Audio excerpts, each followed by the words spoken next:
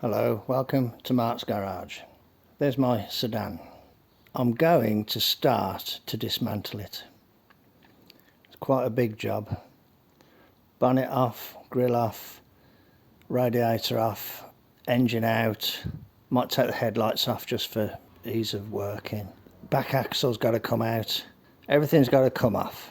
The whole drivetrain's got to come out. So I'm not going to film it all, but what I'll do, I'll just stop from time to time and take a little snap to show you progress. Anyway, the time has come to begin the swap. There's the overdrive, there's the gearbox, there's the bell housing, it's all there. So here we go. Let's start the swap. Okay, I will bring you back in a bit. Cheers then, bye. Hello. It's not very much later and I'm at the point where I can attempt to lift the engine. It's very easy to work on a 32 and the only things I had to go under the car for were the exhausts really. I've left the exhaust on the right hand side and I've loosened it on the left hand side.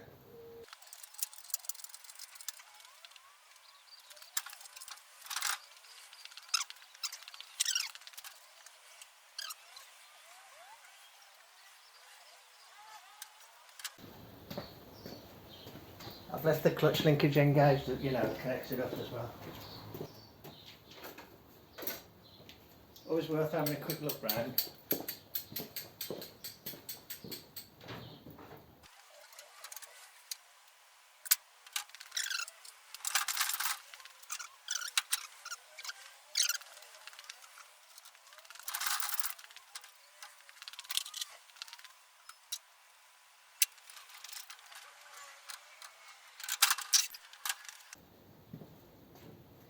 It was kind of hung up on the UJ.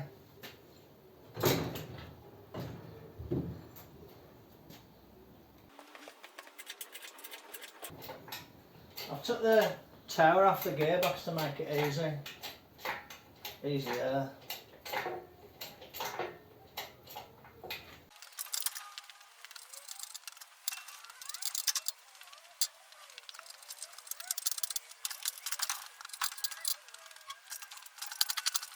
Okay, I might as well just roll the car back a bit. Maybe, yeah. Okay. There we go. The engine, she is out.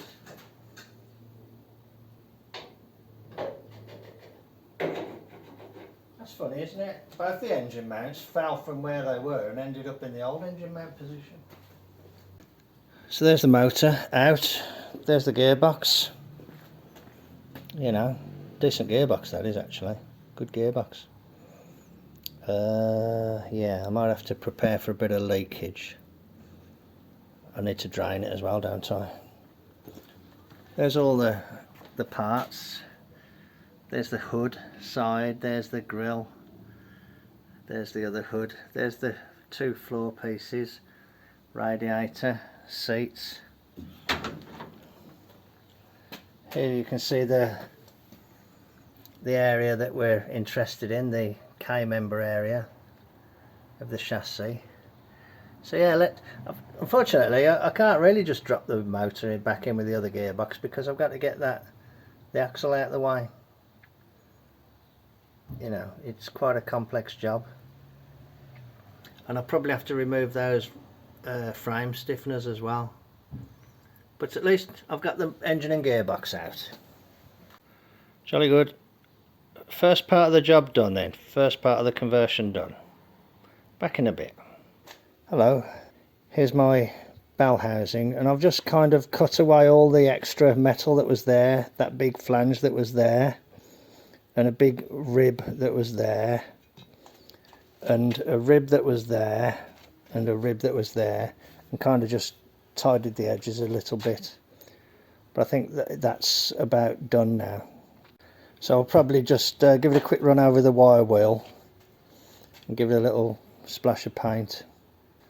These dowels are in place, so that will that will go back onto the correct location there on the little dowels. Righto, back in a bit. Hello. There's the bell housing, and I've just fitted the spacer plate to the bell housing on the two little dowels, and I put some blue Hylamar on the spacer plate and put the gasket on. And what I think I'll do, I'll put some blue Hylamar on the gasket, then I'll take this and put it onto here. I'll just scrape that with a razor blade so it's nice and clean. So this is ready to take the bell housing now.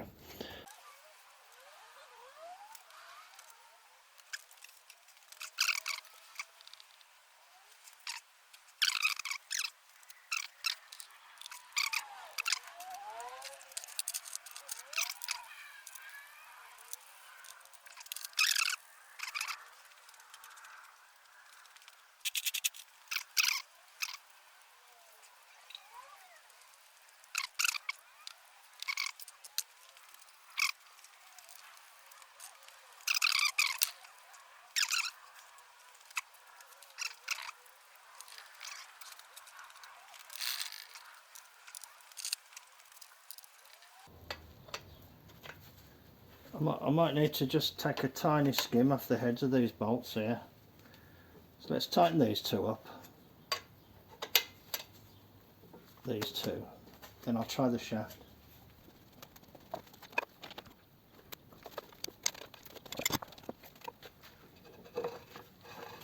Oh, okay. Oh, it don't quite go. Okay. Yeah, it's just, so I'm just going to take the tiniest little skim off these bolts. Hang on, let me have a look. Yeah, it's almost like if I just put a little chamfer on them, that'll do it. It's great having a lathe, that's how long it takes to do stuff. There you go. That's alright, isn't it?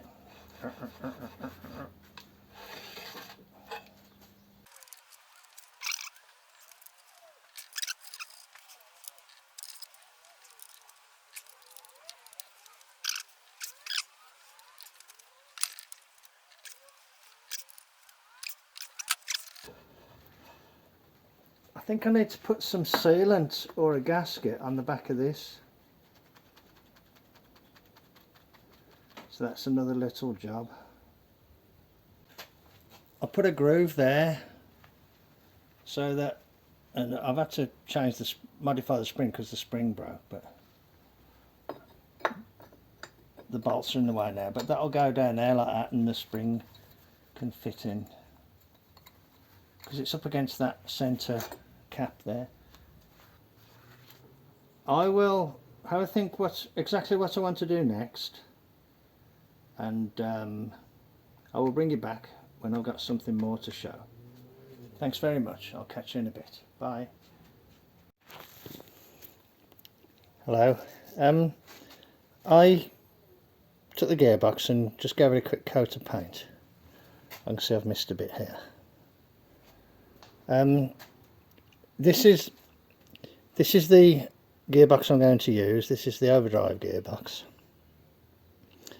and I've made sure that these are not tight. In other words, that they undo okay. I've took the clutch plate off that motor down there, and there it is, and that fits okay and goes back and forth okay. I've took the clutch plate off this motor.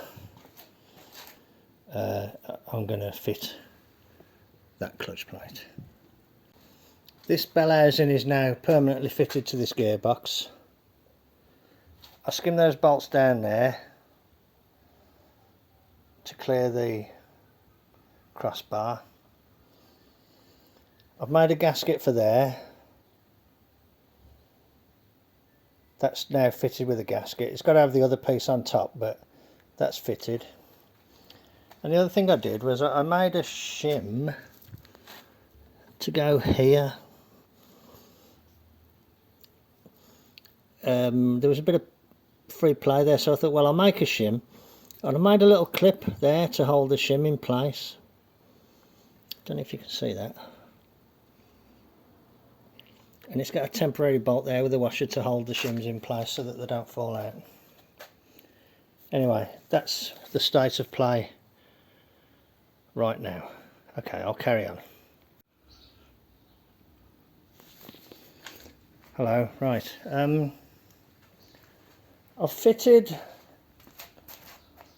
the clutch release bearing, a little spring. These are all parts just taken off the existing gearbox. The release shaft, the fork, and the little snout piece there, which I thought I'd lost, but I just found it, so that's good.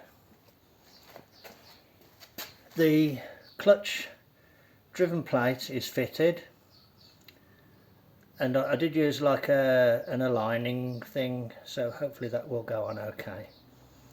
I just happened to have this hoist nearby, so I thought, well, I'll use that to help support the weight of the gearbox, and then I'll swing this around to a suitable position, and just hopefully the two things should just go together. And that will be it then for that part of the job. That whole front end adaptation, shaft, clutch, extension, bell housing, spacer plate, tapping the casing is all done. A lot of work there. Okay, so this is the first and hopefully final fitment of the gearbox to the engine. So let's get it on there.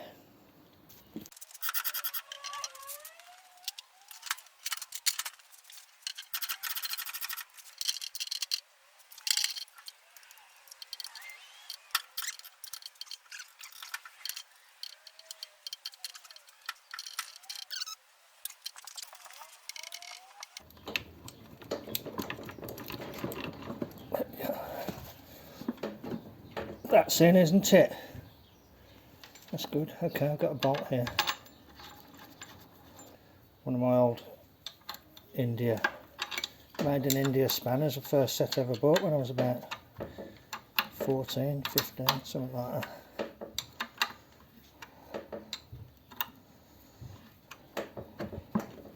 There we go, that's on the dowels now.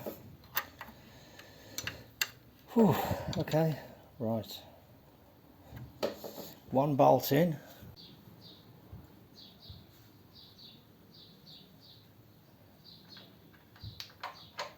I can't wait to put it in, but the problem is I've got to take the axle out of the car before I can put it in.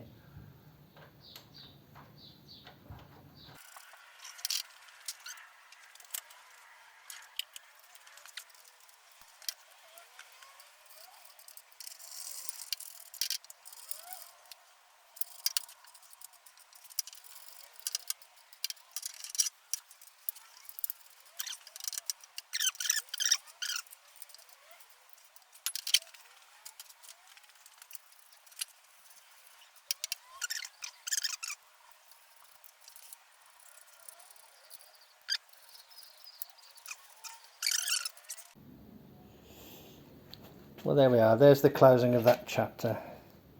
Been a lot of work to get to be able to bolt that on there. So let's just cross our fingers and hope that the rest of the fitment of the whole gearbox goes as planned.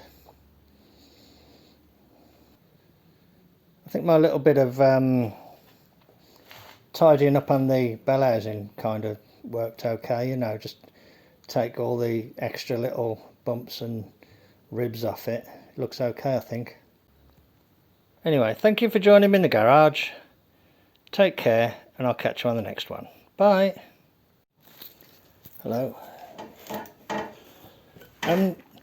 It's the day after, and I decided that I'm not 100% happy with the bolts, mainly because if you look here, I'll put the camera around, if you look there, you can see that the bolt is a fair way down the hole, you know, down the thread.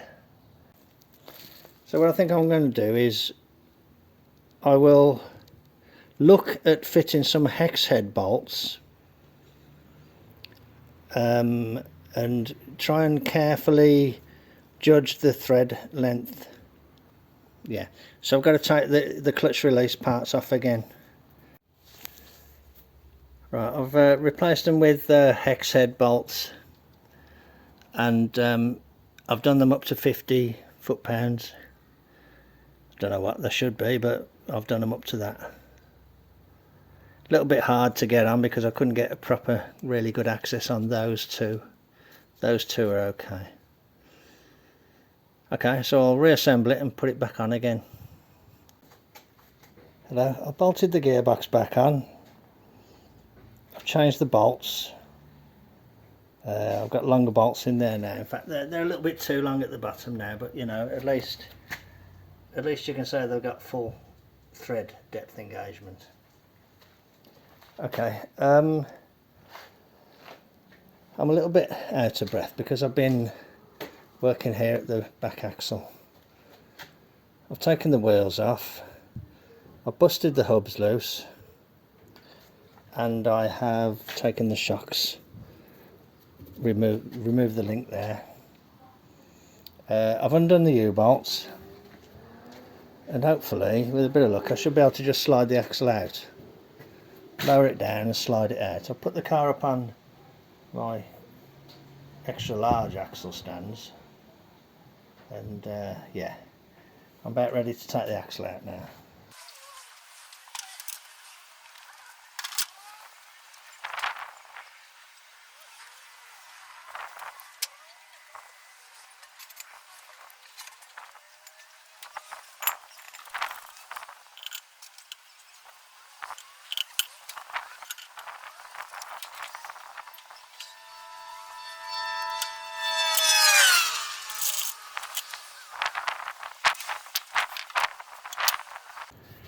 Well, the axle's out.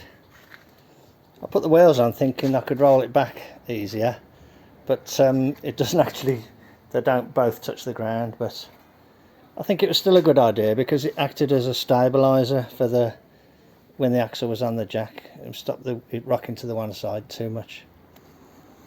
I've just put that on there because the axle's got oil in it and I didn't want it to leak out down the torque tube.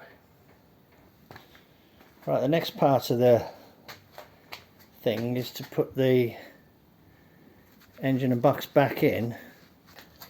There's the hole in the K-member that the gearbox has got to go through, but I'm thinking I might need to move those chassis strengtheners out of the way. I don't know yet. I might go underneath and offer the overdrive into position and just see what I think. Anyway, that's the situation at the moment, and I'll bring you back when I've made some more progress. Just a note, I used my vintage precision hub puller on the rear hubs, and they were really tight, really tight.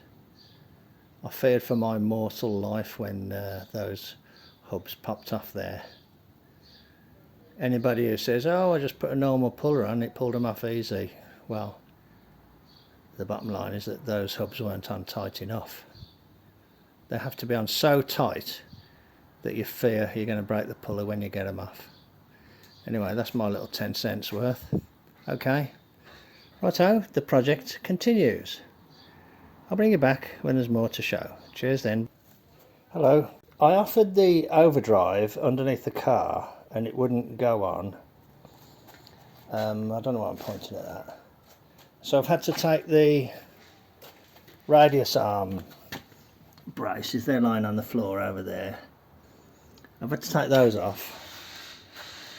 But I've just had an interesting little experiment. I was looking at this and I was looking at this, and the intention was that this would be on the overdrive. I would offer the overdrive through from the rear, and then I would bolt it to the gearbox. But I think what's going to be easier is I'll have this bolted to the gearbox, you know, there on those ones.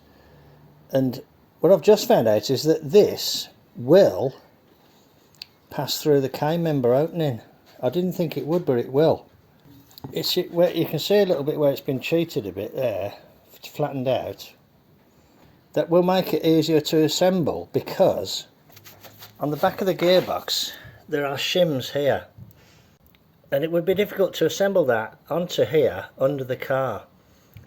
So what I'm going to actually do, I'm going to take the gearbox off again, set it up vertically, and bolt that piece on with that bit horizontal where them shims are. So that'll be better. It doesn't take a minute to get that gearbox off.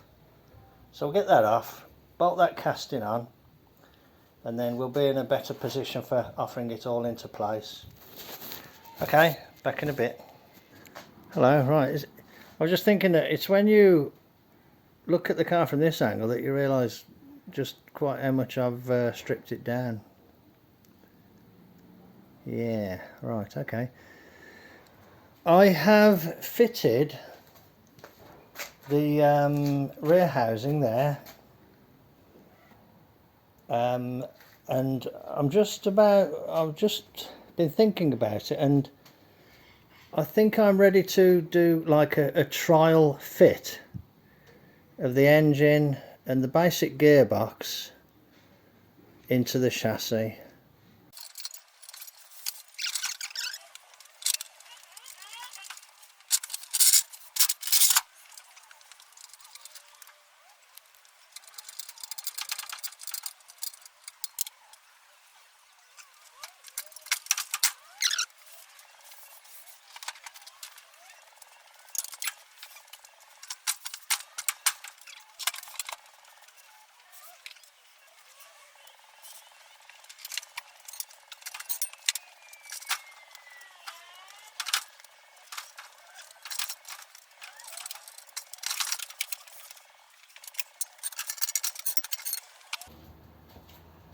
I'll have to not do engine jobs here because the floor is so uneven. I just can't move the engine crane, you know, and I'm bashing things around.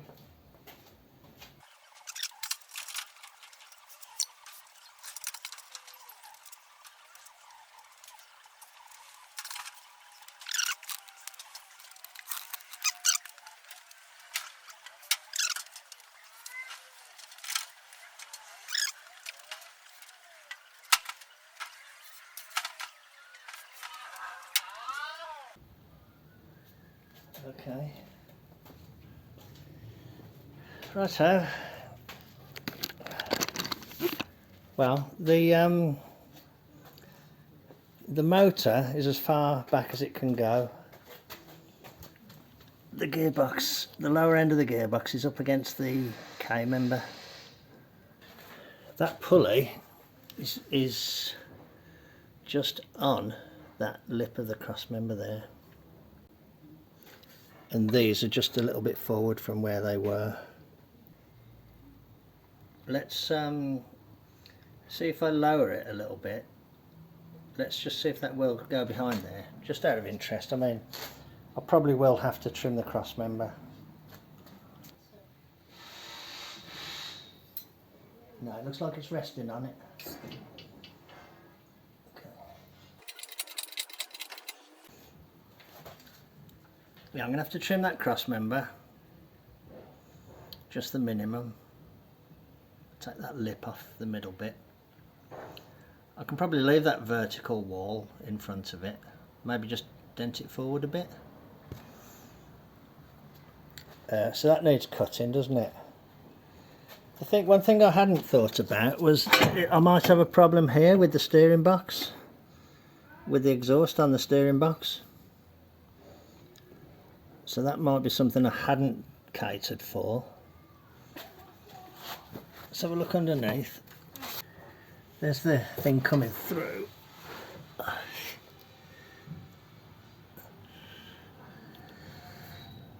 Here's where I skimmed the housing to get it as close as I could to here, and that's actually touching, so that needs to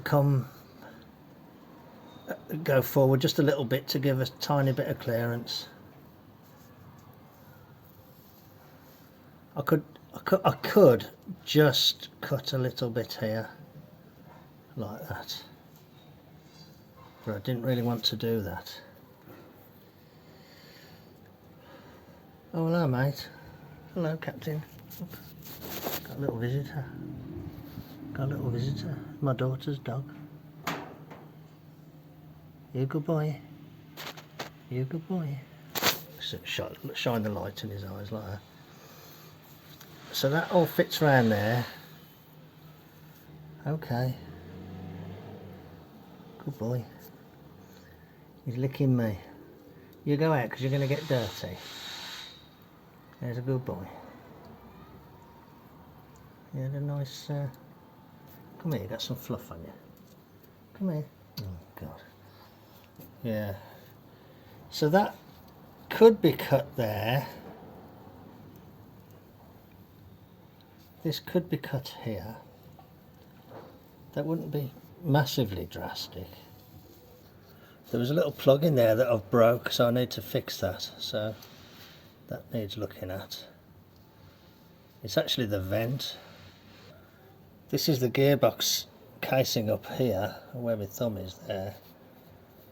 So that could only come back the width of my squashed finger. So not much. Marty? Yeah? It's Captain, isn't it? Yeah, he's here with me. He's licking my face. There's two ears there, and the gearbox is actually sitting on the top of the ball there, so the gearbox needs to be raised up a tiny bit. The gearbox is sitting on the ball there. Okay. But all in all, I don't think there's anything that's insurmountable. I've got the basic unit in, and now I can slowly work through the jobs to make it all work. Yeah, I think I need to, well that's an important point, isn't it? I'll need to make sure that brake pipe's out of the way when I start clearancing that cross member. Having made the decision to trim the front cross member, maybe it would be better to trim it a little bit more than the absolute minimum and move the unit a little bit forward from this position, just give a tiny bit more clearance at the back. I will have a think about it, have a ponder and have a break, because it's been quite tiring working today. It's quite hot, so I will bring it back as always when there's more to show. But the project is progressing. Thanks a lot then, catch you later, bye.